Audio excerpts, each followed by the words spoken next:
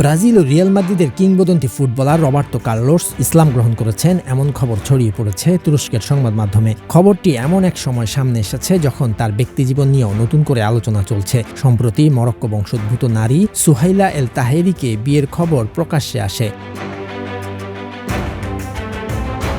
দেশটির একাধিক সংবাদ মাধ্যমের প্রতিবেদনে দাবি করা হয়েছে প্রায় 4 সপ্তাহ আগে ইসলাম গ্রহণ করেছেন 53 বছর বয়সী রবার্তো কার্লোস। ব্রাজিলের মুসলিম সম্প্রদায়ের পরিচিত ব্যক্তিত্ব শেখ জিহাদ হামাদার সঙ্গে সাক্ষাতের সময় তিনি শাহাদা পাঠ করেন এবং ইসলাম গ্রহণের ঘোষণা দেন, এমনটাই বলা হয়েছে প্রতিবেদনে।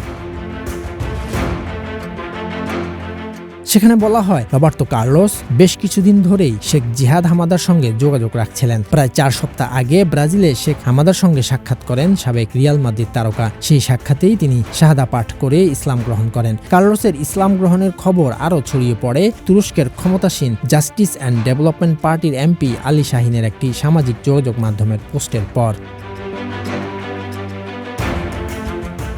সম্প্রতি মরক্কন বংশোদ্ভূত নারী সুহাইলা এল তাহেরিকে বিয়ের খবর প্রকাশ্যে আসে। গেল 25 জুলাই পরিবার ও ঘনিষ্ঠ বন্ধুদের উপস্থিতিতে সীমিত পরিসরে বিয়ের আয়োজন করা হয় বলে বিভিন্ন প্রতিবেদনে দাবি করা হয়েছে। সামাজিক যোগাযোগ মাধ্যমে তাদের বিয়ের চুক্তিপত্রে স্বাক্ষরের ছবিও ছড়িয়ে পড়েছে।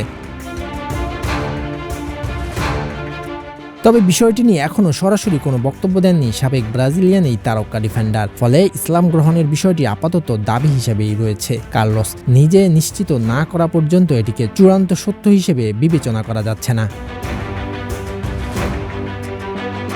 শরীয়তুল্লাহ, বৈশাখী সংবাদ।